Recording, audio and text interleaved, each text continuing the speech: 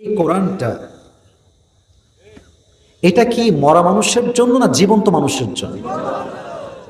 এই কোরআন দেখবেন মানুষ পড়ে কখন জানেন? যখন মইরা যায় কয়েকটা হাফেজ ভাড়া করে নিয়ে আসে, তারা তেলাওয়াত করে। আচ্ছা, মনে করে মোহনপুরে একজন লোক মারা গেল, 10 জন হাফেজ আপনারা নিয়ে আসলেন, এখন 10টা হাফেজ তেলাওয়াত করতেছে, ভাবতেছে আচ্ছা যদি 1000 টাকা দেয় তাহলে ভাগে পাবো মনে হয় 100 টাকা। আচ্ছা যদি 1500 তাহলে ভাই কত পাওয়া যাবে? ভাবতেছে আর পড়তেছে। আল্লাহর কসম এই পড়াতে কোনো লাভ হবে না। মরা মানুষের কোরআন প্রশ্ন, কোরআনটা আসে নাই। লিউনদিরা মান কানা হাইয়া, এটা আসছে জীবন্ত মানুষের জন্য, ঠিক কিনা বলেন?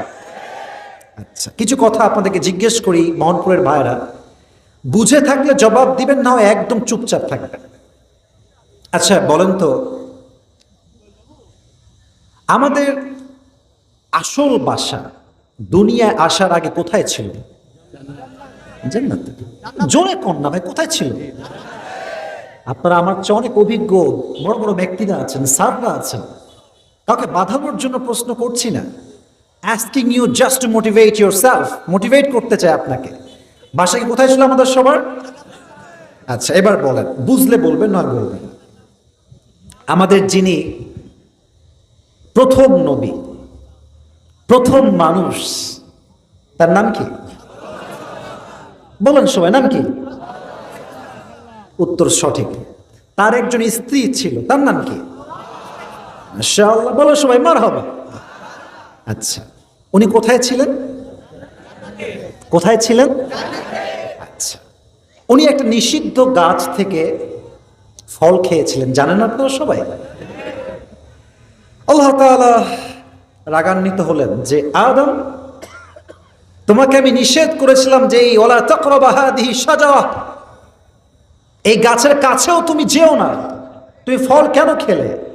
উনি চাইলে একটা ঝগড়া করতে পারেন যে আল্লাহ এই ভুল এই ভুল এই ভুল ভুলে খেয়ে ফেলছি, না, উনি সঙ্গে সঙ্গে বলেছেন রব্বানা যালামনা আনফুসানা ওয়া ইল্লাম তাগফির লানা ওয়া তারহামনা লানাকুনান্না মিনাল খাসিরিন। আল্লাহ, আমার ভুল হয়ে গেছে, তুমি যদি আমারে ক্ষমা না করো, রহম না করো, আমি ক্ষতিগ্রস্তের মাঝে শামিল হয়ে যাব, তুমি আমাকে মাফ করে দাও। তিনি মাফ চাওয়ার সঙ্গে সঙ্গে তাকে মাফ করে দিয়েছেন। তারপর তিনি দুনিয়াতে আসছেন। আচ্ছা, দুনিয়ায় আসার পরে আমরা যেন পথভ্রষ্ট না হয়ে যাই, আমাদেরকে গাইডলাইন দেওয়ার জন্য আল্লাহ তাআলা কোরআনটা দিয়েছেন। এই কোরআনে আল্লাহ তাআলা বলেছেন ওয়াতাসিমু বিহাবলিল্লাহি জামিআন ওয়া লা তাফাররাকু, তোমরা আল্লাহর দেওয়া রশিকে শক্ত করে ধরো। আচ্ছা, এটা কি রশি না একটা কিতাব? পেছনে আওয়াজ, সামনে আওয়াজ নেই, বলেন এটার নাম কি? আল্লাহ বললেন রশি। মুরব্বী আব্বাজানরা আমার দিকে, যুবকরা আমার কথা এমনি বুঝবে, ওরা অপেক্ষায় আছে আমাদেরকে নিয়ে কখন বলবে, বলবো। তাই বাঁশ খাওয়া যাবে না, আমার কথা বাঁশ না, জীবন পরিবর্তনের মাধ্যম হিসেবে অ্যাকসেপ্ট করতে হবে, ঠিক কিনা বলেন? তাহলে প্রশ্ন করছি মোহনপুরের ভাইদেরকে, এটা কি রশি না কিতাব? কিন্তু এটাকে রশি বলেছেন কে? আল্লাহর কথার ব্যাখ্যা আছে না? Every word of Allah subhanahu wa ta'ala is scientifically based. আল্লাহর প্রত্যেকটা কথার একটা বৈজ্ঞানিক ব্যাখ্যা আছে। সুবহানাল্লাহ পড়েন সবাই। আচ্ছা, মুরব্বীরা ভালো বুঝবেন, আগের যুগে কুয়া ছিল না? কুয়া, এখন তো ট্যাপ আছে, কল আছে, ঝর্ণা আছে। আগের যুগে ছিল কুয়া। মনে করেন যে আসিফ হুজুর মোহনপুরে একটা কুয়াতে পড়ে গেছে, আমাকে আপনারা তুলবেন সবাই মিলে, কি দিয়ে তুলবেন কোন তো? খাম্বা দিয়ে? কি দিয়ে? রশি। ভালো করে বুঝেন কিন্তু কথাটা। এই রশি শুধু আনলেই হবে না, দুটো শর্ত লাগবে। রশি হওয়া লাগবে শক্ত। কথা বলেন না কেন ভাই? শক্ত না হলে কি হবে? ছেড়ে ছাড়া। 1 নাম্বার। 2 নাম্বার, রশি যিনি ধরবেন তার হাত হওয়া লাগবে মজবুত।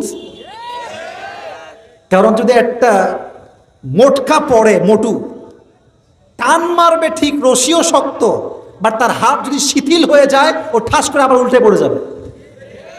কথা কি ঠিক আছে? এবার আসুন মূল পয়েন্টে আসি। আমাদের বাসা ছিল জান্নাতে। This world is just like a tunnel. এটা হচ্ছে একটা কুয়ার মতো। আমরা জান্নাত থেকে কুয়ায় পড়ে গেছি।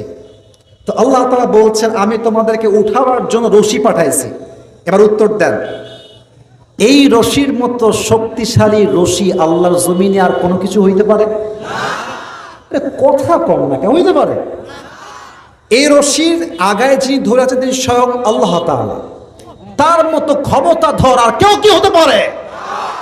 এবার আসুন মূল ফলাফলে চলে আসি। রশি আল্লাহ ফেললেন, আগায় আছে আল্লাহর হাত।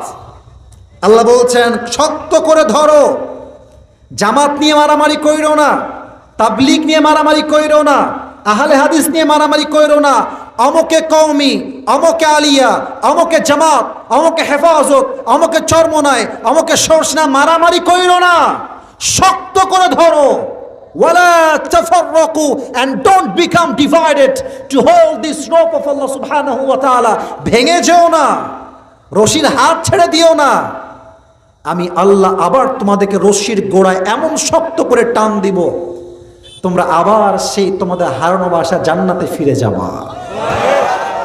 এটা হচ্ছে সেই রশি। এই রশি আপনারা ধরতে চান তো সবাই ইনশাআল্লাহ? তাহলে আসুন আমরা তাফসীরের দিকে ফিরে যাই। আচ্ছা, রাত 12টার পরে কি এলাকায় ওয়াজ হয় না? হয় হয় হয় হয়। আচ্ছা, অনেকে আমার কাছে আবদার করে যে হুজুরের টুপি খুব পছন্দ। না, আমার টুপি অনেকের পছন্দ নাও হইতে পারে। এই টুপিটা লোভ দেখাচ্ছি, এটা আসলেই লোভ দিচ্ছি আর কি। এই টুপিটা আমি নিজে পাকিস্তান থেকে আমার জন্য স্পেশালি অর্ডার দিয়েছি, রাখলাম এখানে। আমার তাফসীর শুরু থেকে নিয়ে শেষ পর্যন্ত যেই যুবক বা মুরব্বী আব্বাজান, ইটস নট স্পেসিফিক, যে কেউ, বাচ্চাও হইতে পারে, কেউ যদি আমার তাফসীরের কয়েকটা পয়েন্ট মুখস্থ করে শেষে বলতে পারে। আজকে অনেক মিডিয়ার ভাইরা দূর দূর থেকে আসছেন, কাউকে চিনি না অবশ্য, 2-3 ছাড়া। আজকে এই মিডিয়ার সামনে, স্যারদের সামনে, আলেমদের সামনে, হাজার হাজার মানুষের সামনে তাকে আমরা এই টুপিটা পরে সম্মানিত করব। রাজি আছেন? রাজি আছেন? তাহলে আরেকবার আমরা কাশি দেই। একজন যুবককে আমার দরকার, যার বউটো কেউ নাই, সামনে শীতকাল, খুব কষ্টে আছে সে দাঁড়িয়ে 3টা তাকবীর দিবে বাঘের বাচ্চার মতো। কে আছে? দাঁড়িয়ে যাও।